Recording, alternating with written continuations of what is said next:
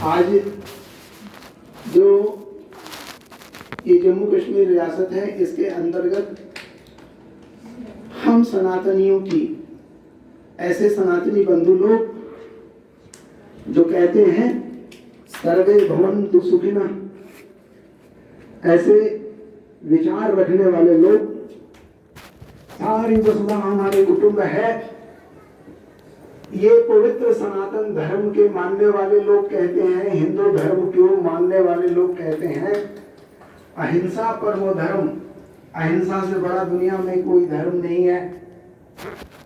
आज ये सुंदर विचार खतरे में पड़ गई। सनातनियों के द्वारा हमारे ऋषि मुनि वैदिक सिपे सलार, जिन्होंने हमारे को दिशा दी, जीवन दिया, और ये सस्य श्यामला वसुंधरा जो जगत गुरु बनी, तो इन्हीं विचारधारा के कारण से बनी। जियो और जीने दो के गीत गाने वाले, किणवंतो विश्व आर्यम, सारे विश्व को हम श्रेष्ठ बनाएंगे, आर्य बनाएंगे, ऐसा विचार लेकर के चलने वाले हिंदू लोग का जीवन आज खतरे में पड़ गया है।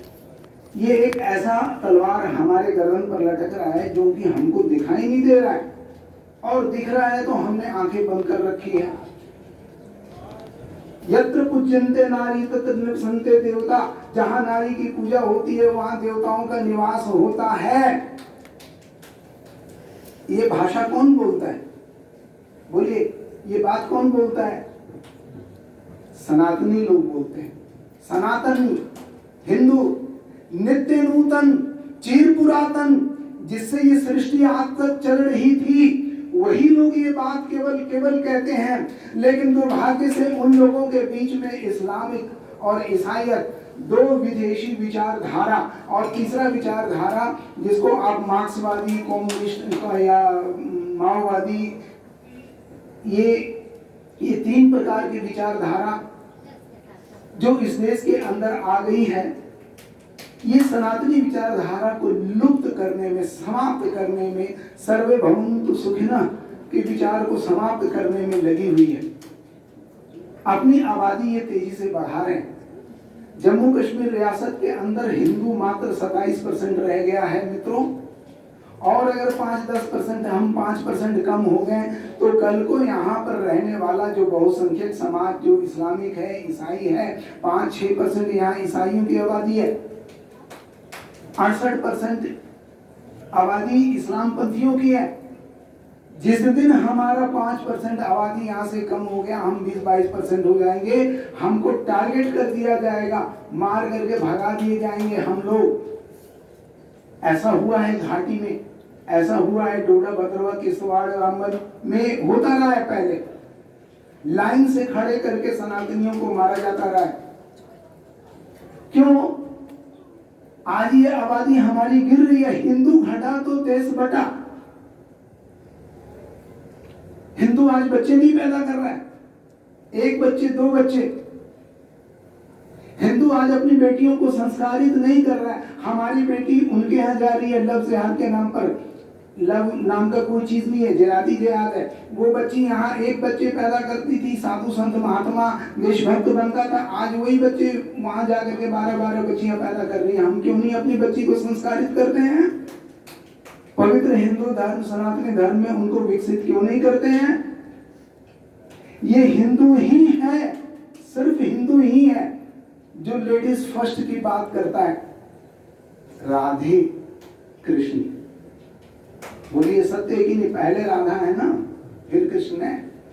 उमापति महादेव, उमा शंकर, पहले उमा फिर शंकर।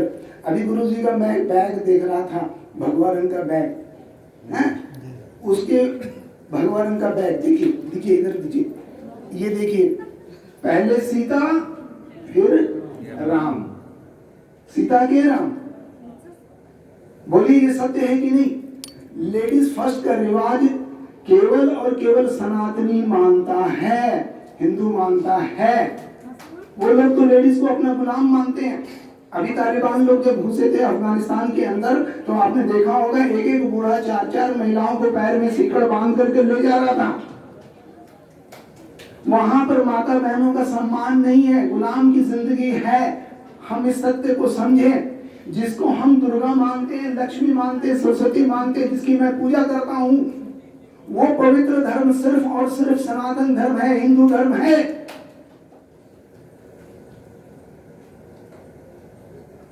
ये हिंदू ही है जो कहता है नारी तू नारायणी, यत्र पूज्यन्ते नारी तत्र निवसन्ते देवता का भाव सिर्फ और सिर्फ हिंदू ही बोलता है। बाकी ईसाई और इस्लाम के अंदर नारी की पूजा नहीं होती है। कोई भी बता दे मेरे को कि इस्लाम में, ईसाई में, यहूदियों में कोई नारी नाम का वहां पर कोई देवता है? बोलिए, बता सकते हैं आप? बोलो ना, मैं आपसे पूछ रहा हूं। इस्लाम धर्म के अंदर नारी, ईसाइयत के अंदर नारी कोई देवी देवता है? बोलो हाँ या ना, तो बोलो ना। नहीं। सिर्फ और सिर्फ सनातनी लोग हैं जो देवी को मानते हैं, नारी को देवी मानते हैं। ये सनातनी महिला ही थी जो दुनिया में जनता के द्वारा चुनी हुई पहली प्रधानमंत्री थी। श्रीमती माओ भंडार नायके श्रीलंका की जो प्रधानमंत्री बनी 66 में, वो दुनिया की पहली महिला जनता के द्वारा चुनी गई प्रधानमंत्री थी। रानी मेघावती सुकर्णो की बेटी, इंडोनेशिया हिंदू देश था, वो भी संस्कार से हिंदू देश है। आज भी वहां के नोटों पर लक्ष्मी और गणेश की फोटो होती है। उनका एयरलाइंस गरुड़ एयरलाइंस है, हमारा ये इंडियन एयरलाइंस है, उनका गरुड़ एयरलाइंस है। इंडोनेशिया की प्रधानमंत्री डॉक्टर मेघावती सुकर्णो थी। बाद में ब्रिटेन और फ्रांस में नारी होने लगी।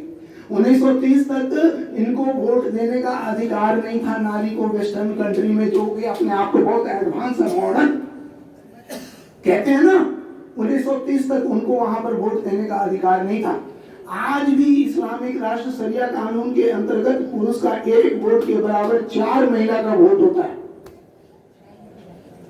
कितना अत्याचार, कितना अन्याय।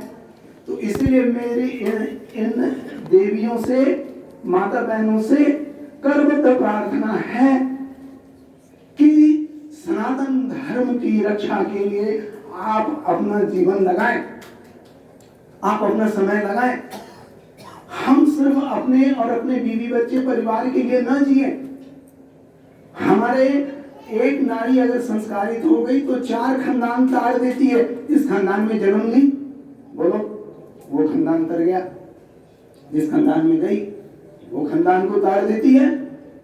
जो खानदान पैदा की उसको तार देती है, जो नाती पोता हुआ उसको भी तार देती है। इसीलिए नारी शिक्षण, नारी का विकास, नारी का संस्कार सिर्फ और सिर्फ सनातनी ही जानते हैं।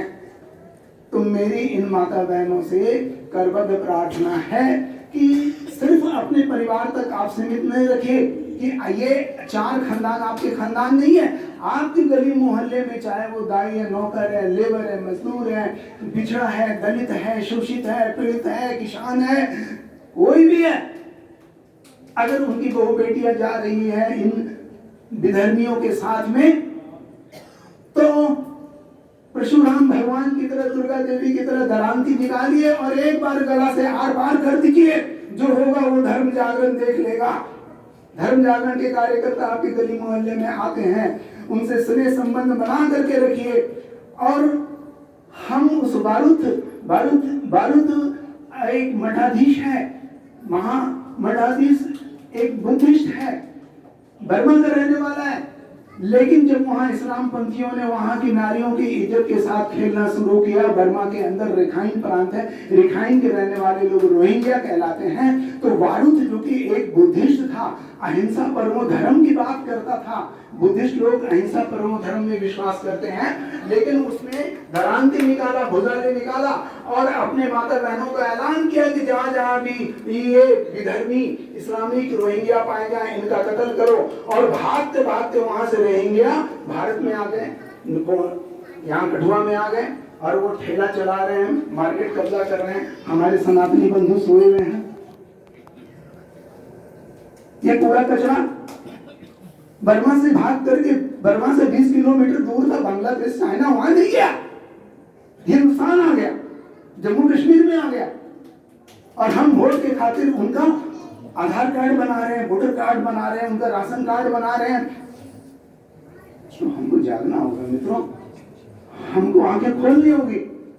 हिंदू घटा तो देश बटा, ये सत्य है। हम सब का एक सम्मिलित प्रयास होना चाहिए। यहाँ का रहने वाला हर भाई हिंदुस्तान का सिपाही है। हिंदू है तो हिंदुस्तान है, और हिंदू है तभी जब वो हिंदुत्व के संस्कार से ओतप्रोत है। ये संस्कार हमको अपने गुरु के शरण में मिलेगा, हमको अपने मंदिर में मिलेगा, हमको अपने गुरुद्वारा में मिलेगा, हमको अपने मठ में मिलेगा, सत्संग से मिलेगा, सदगुरु के चरण में मिलेगा। जितना ज्यादा से ज्यादा हम संस्कारित होंगे, उतना अधिक से अधिक हिंदुओं की रक्षा होगी। और हिंदू खड़ा हो तो फिर हिंदुस्तान बचेगा, हिंदुस्तान बचेगा तो दुनिया बचेगा। दुनिया अगर चलेगी तो सनातन संस्कृति से चलेगी।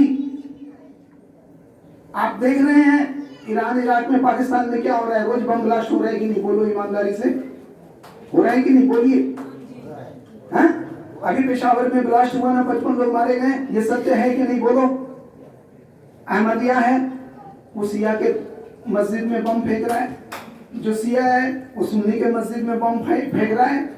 सुन्नी कहता है नहीं, हजारा को मैं मुसलमान नहीं मानता, हजारा कह रहा है नहीं मैं कुर्द को मुसलमान नहीं मानता। सब मुसलमान है ना, वहाँ कोई हिंदू नहीं है, वहाँ कोई जैनी नहीं है, वहाँ कोई सिख नहीं है, ठीक है ना। लेकिन फिर भी सब एक दूसरे के मस्जिद में बम ब्लास्ट कर रहे हैं, एक दूसरे का कत्ल गारत कर रहे हैं कि नहीं? बोलो, ये सत्य है कि नहीं? रोज न्यूज आ रहा है, समाचार आ रहे हैं कि नहीं? बोलो, हो रहा है कि नहीं हो रहा है? अगर वहां अफगानिस्तान में रहने वाले उपगण स्थान जहां से गंधारी आई थी, शकुनी मामा आए थे, अगर वो लोग शकुनी मामा चाहे गंधारी के विचारों को मानते, पवित्र सनातन धर्म को मानते, तो वहां से सरदार नरेंद्र सिंह भाग करके हिंदुस्तान में आता क्या?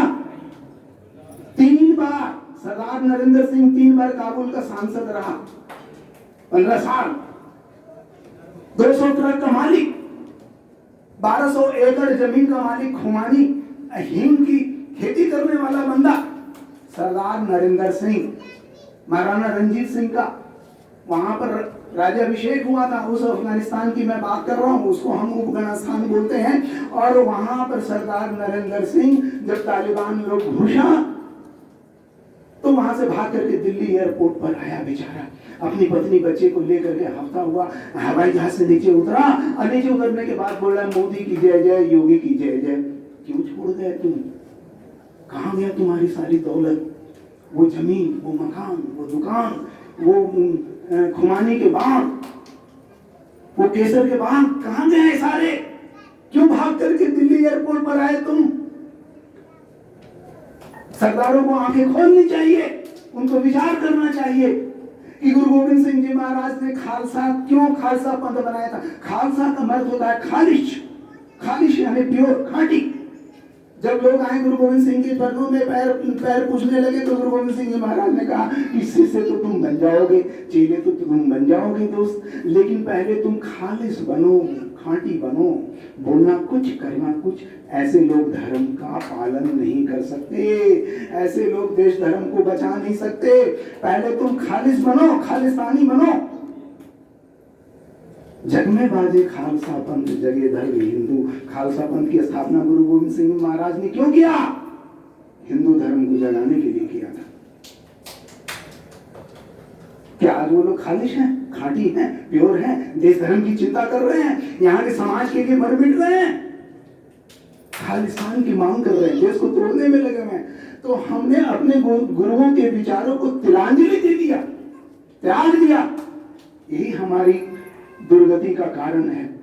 तो मेरा आप सबसे निवेदन है, प्रार्थना है, विनती है, मिन्नत है, आरजू है, रिक्वेस्ट है, जिस भी भाषा में आप समझ रहे हैं मैं उसी भाषा में आपसे निवेदन कर रहा हूं मित्रों कि हिंदुस्तान का रहने वाला एक एक बंदा हिंदुस्तान का सिपाही है। हिंदू है तो हिंदुस्तान है, हिंदुस्तान है तो दुनिया जीवित है। बोलो, अभी बहुत बड़ा संकट आया था, कोरोना संकट आया था कि नहीं आया था? बोलो हाँ या ना? आया था। सारी दुनिया में लोग कीड़े मकोड़े की तरफ मर रहे थे कि नहीं मर रहे थे? तो सारी दुनिया को 96 देशों को वैक्सीन भेजने वाला कौन था? कौन था? भारत, हिंदुस्तान, हिंदुओं ने भेजा वैक्सीन। उस वैक्सीन के ऊपर लिखा हुआ था मित्रों, सर्वे संतु निरामया, सभी सुखी हो, स्वस्थ हो। 96 देशों को जीवनी देने वाला सनातनी था, हिंदू था। अभी जलजला आया था तुर्किस्तान के अंदर, आपने देखा कुछ दिन पहले पाकिस्तान के अंदर भी आया था जलजला।